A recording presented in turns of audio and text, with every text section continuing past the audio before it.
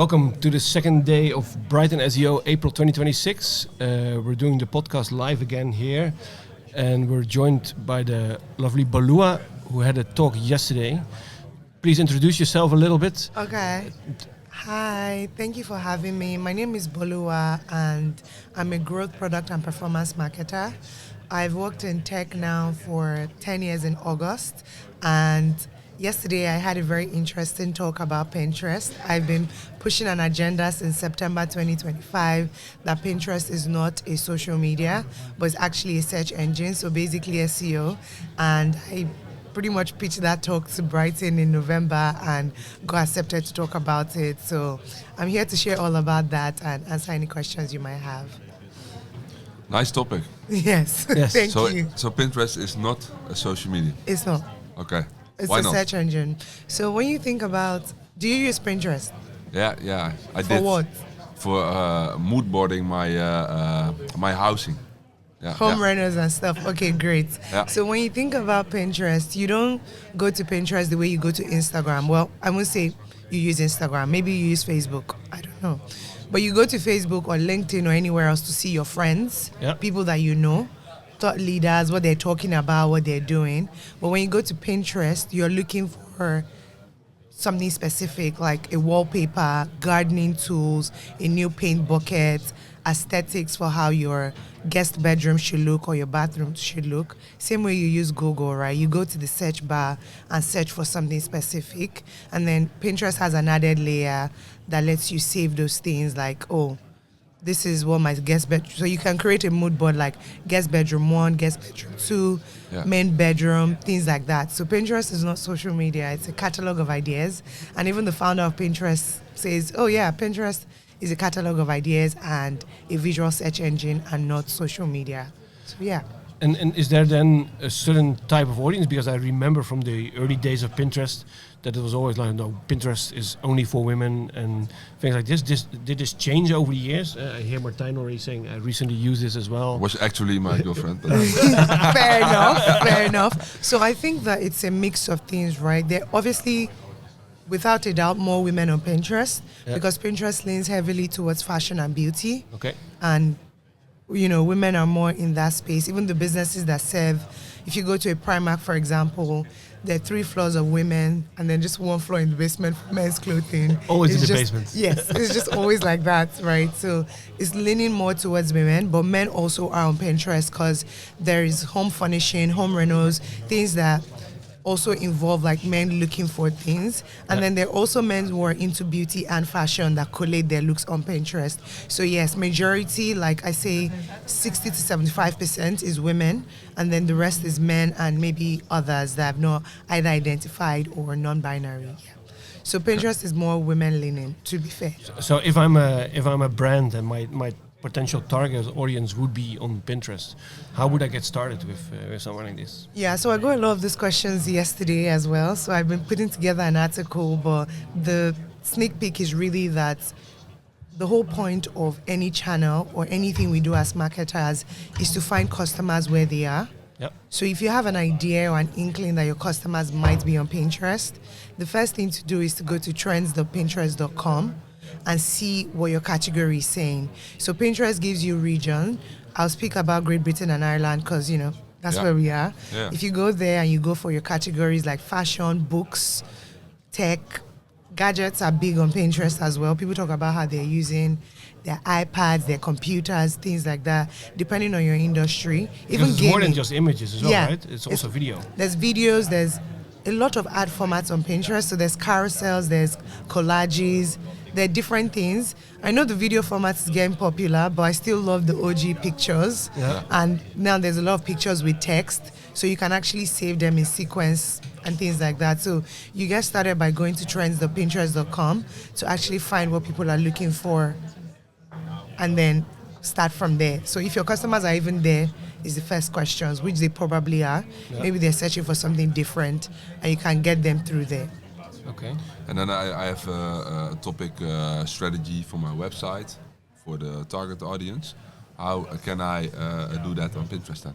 So I think that Pinterest, depending on your type of business, right? So Pinterest is again, why it's not a social media, like Instagram, X, everybody else, they track things like daily active users. They want you to spend as many time on their platform doom scrolling, even YouTube.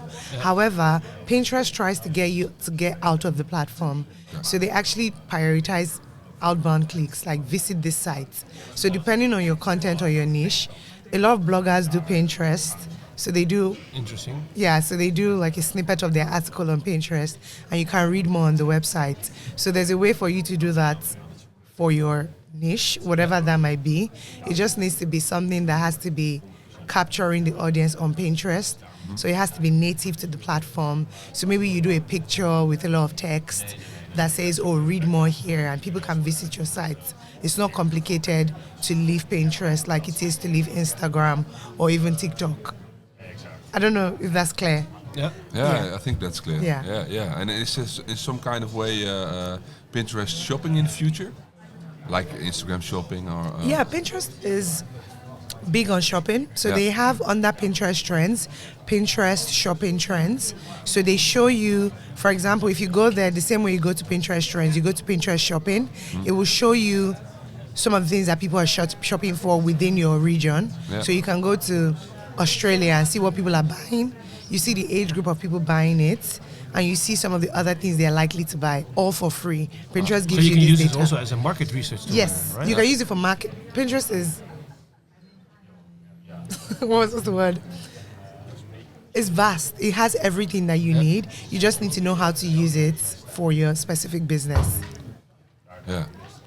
And ads in Pinterest, I think they rolled out like 3 years ago or something, or? Well, I can't say exactly when they rolled it out, but I know they pushed it aggressively in the last 2 years. Yeah, exactly. So the ads on Pinterest are actually doing really well. Yeah. So consumer brands like M&S, Marks and Spencer, John Lewis. I even saw NatWest, a bank, advertising there, but brands are advertising on Pinterest, not because Pinterest will give you an immediate conversion, but people see it on Pinterest, they see it on Instagram, they see it on TikTok. They finally go to your website. So it's for demand generation. The age-old 7 touch points before you Yes, buy something. yes. So Pinterest is one of those touch points, and it's demand generation for your brand, and it's for fashion or beauty. You probably get a faster conversion than maybe financial services. And then because you say Pinterest is not a social network, it's a search engine, would it then also, because if traditional social media is a lot of brands, they want to get as many followers and things like this on their accounts. I had to do 10, 15 years ago, I had to do things for Unilever where we just sent samples. If people would like the page because their goal was like 1 million likes at the end of the year, is such a strategy then also relevant with Pinterest? Do you need to get followers, or No. is it just optimizing your pins and just going for organic? Traffic is the main KPI, right? Yes, Yeah, yes. yeah. So, funny enough, I used to work with Unilever too, through an agency many years ago. I used to manage some of their brands, Vaseline one of them. I think Vaseline is global, so Vaseline was one of the brands, and we used to do that as well. They tried to get vanity metrics, as we'll call them, followers and likes, but Pinterest doesn't thrive on that.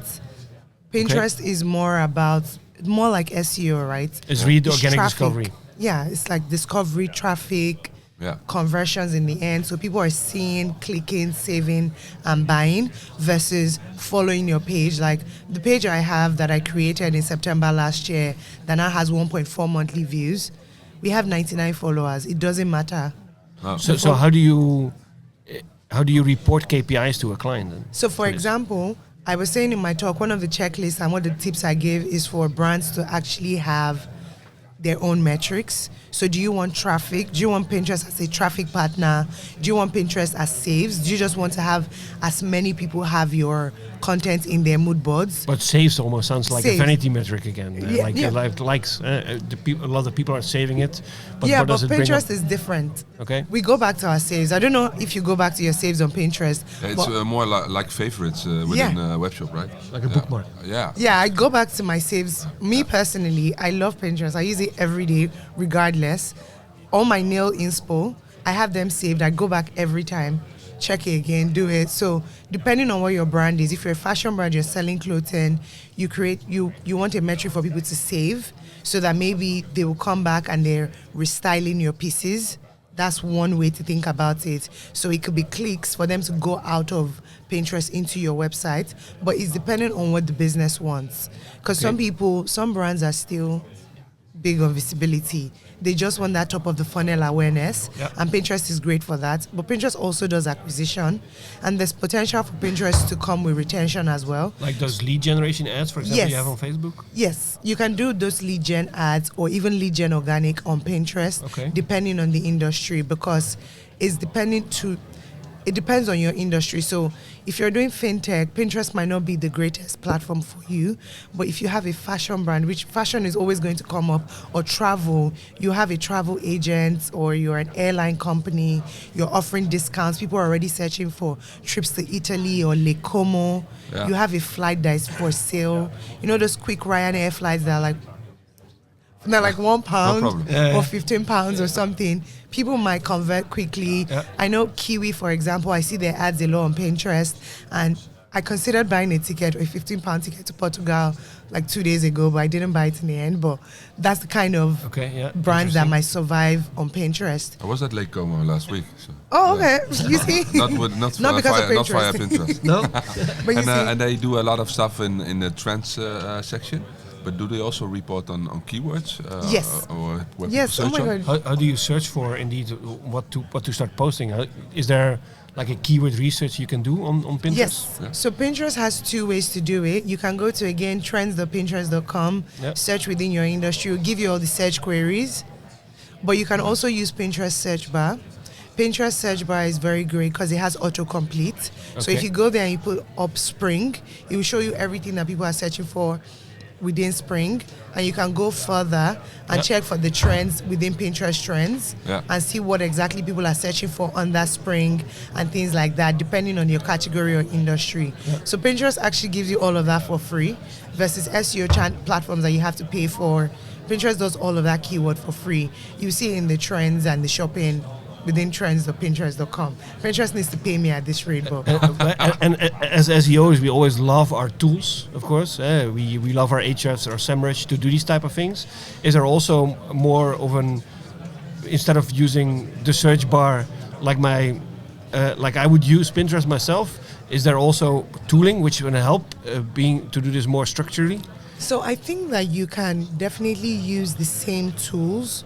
You can use Ahrefs, gather keywords, and use those same keywords for Pinterest. The only thing is you have to tweak the strategy to make sure that they're more long tail. Yeah. You can't just put yellow or red or shoes or bags on Pinterest. You get lost in the sea. More like yellow shoes for spring or yellow shoes for summer. So you have to do more long tail as opposed to short tails. And then Pinterest also gives a chance for descriptions, so you can put as many keywords as possible. And there's also like related tags you can put in the back end, which is like, tags basically. Yeah. And you put everything. Pinterest has a set of them already. Yep. So you put them and then you see. So you can do the research on your conventional tools. You can use trends on Pinterest.com, and then you can use autocomplete. So it's up to you really, and depending on how big your industry is. I mean, I'm just doing one fashion account. I imagine a brand like Unilever will have so many options, like for Dove or Surf or things like that. Yeah. And how do you work together with the content strategy is a large part of SEO, but you talk about Pinterest, we talk about AI search, you talk about Google. There are a lot of places involved within content strategy, and is Pinterest always within that content strategy? And how do you cooperate with the other people that drive the content strategy? So this has been my recommendation, just because I also I do performance marketing, so we try to have a separate strategy for Google, for Microsoft, for Reddit, for everybody. I would say, it should be part of the bigger strategy, but it should have its own slides, at least its own document, its own checklist, and its own, it doesn't mean that you should hire a Pinterest manager today, but you should maybe a content exec that is supposed to go up to something else, maybe let them focus on Pinterest as well as the blog, so that they're doing that. So let there be ownership for it, and let there be a strategy for it, and double down depending on your industry. If it's working, double down. If it's not working, you can move on, and it'll be a nice to have. But how do you? Because I think for a lot of clients, by default, they would see Pinterest as a social media channel. How would you get a seat on the table? Because social media channels are natively done by creative agencies, of course. They're not done by the SEO agencies. So how can you secure a foot at the table, a seat at the table, to make sure that no, Pinterest, it's nice, you can do some nice creative stuff with your social media agency, but there needs to be an SEO strategy behind it. How can you get that foot on the table? Honestly, I don't know about the agency side, to be fair, because I'm in-house mostly. Okay. Yeah. But what I've seen in-house teams do, because I've had a lot of people talk to me after my talk, is that people have said to me, oh, we already have like 5 content people within our content team. Everybody does one different thing or the other. Yeah. Somebody is doing Instagram as well as Pinterest, but they're not enjoying Pinterest as much. Maybe the blogger, maybe the person doing the blog, someone managing the blog, and maybe Google business profile will also start managing Pinterest. Depending on your industry, right? Yeah. I think that it would be best. I don't know how agencies will be able to go to their clients with that, but there's something called a Pinterest manager, which is very popular, in that very niche. When you're on Pinterest, a lot of people are advertising, I want to be your Pinterest manager. So that's the lingo, right? Okay. Somebody is called a Pinterest manager who does all of that for you. They'll create your keyword list, they'll do boards, they'll do paying strategy for you, keywords, descriptions, and then they'll be posting for you as well, depending on. So it's more like social media management in that sense, but the person is actually an SEO person, like a freelancer or a content writer. So in a big team, an agency team, I think that you can find somebody, because agencies, there's a lot of people just doing many different niche things that they can add it on, or maybe you hire somebody for it, and I don't know. I wouldn't say get somebody for just Pinterest, because I don't know how many CMOs will be interested in that. I don't know that M&S has a Pinterest manager within their business, or they have an agency that just does Pinterest as well as SEO as well as social. But my agenda really is that Pinterest is not a social media, and I stand by that, really. Very good. Yeah, you have to stand by that. Yeah, I stand by it, yeah. I think this almost wraps up the episode a little bit. Before we let you go, we have one final question which we ask to all our guests. Do you want to ask the question? Yeah, I think so, yeah. What is your biggest Pinterest SEO fuck up in the past? Or SEO fuck up, but talk about Pinterest, right? So this is a tricky one because I do PPC. Yeah. So I don't have an SEO fuck up, unfortunately. PPC fuck up is also... So a PPC fuck up that I've done is usually, it hasn't happened many times. It happened once with LinkedIn ads. LinkedIn has a very interesting UI. Yeah. So it's very easy to make a mistake and set your lifetime budget as your daily budget. Yeah. So my lifetime budget was £400. Yeah. It was just a test to make a case for the channel, and I spent that in a day. And when I went to Reddit, I saw that everybody has had that mess up before. Yeah. That makes you feel a little bit better. No, it made me feel worse because I'm better than other people. So how did I make that mistake?